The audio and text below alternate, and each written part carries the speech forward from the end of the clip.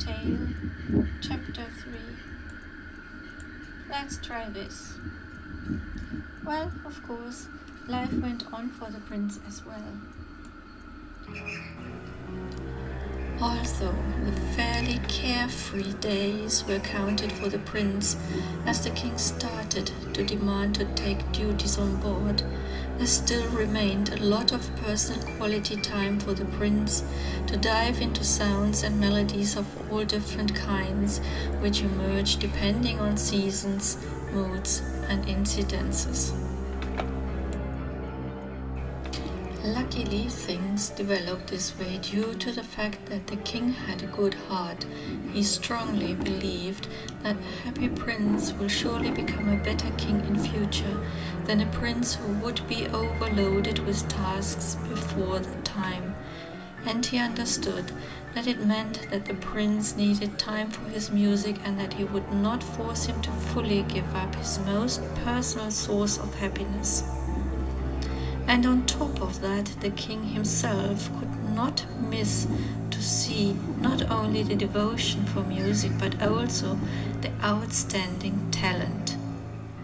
The king never expressed his secret fear to lose the prince totally to a life of music, though he quite often felt that he should prepare himself and the kingdom for this possibility. Unencumbered by such thoughts of his father, the prince continued to explore the world of tunes. Impressed by the innumerable possibilities to express himself through sounds and melodies much richer than by words only, he managed to escape the world of ruling a kingdom ever so often.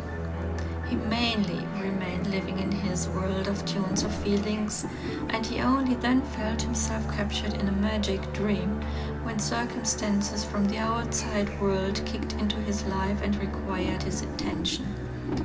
One time, landscape had to be restructured, another time the castle needed mending, or the king had to settle a conflict and involved his son to find a fair solution.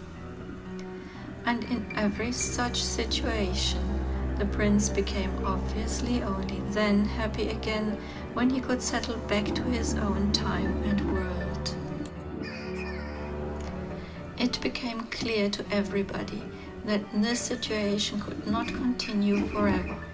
Either the prince would have to give up the natural path of becoming the next king in the row of family history and make music for a living, or he would have to reduce music making to a minimum and develop skills needed to rule a kingdom. The prince was given a final date up to when he would have to make up his mind. It was not easy for him to get on with this pressure that was put on him. His thoughts became dark, and so did his music. He went for walks, and he searched for signs. He talked to his melodies, and he listened to the tunes he found. He knew he would need to understand himself in a far deeper way than he had to as long as everything was just okay as it was. Thoughts did not stop, and he felt tortured by them, and no thought brought relief. All of a sudden, nothing was easy, and he started to hate himself for the feeling of hate against himself and against the world. What was so fundamentally wrong?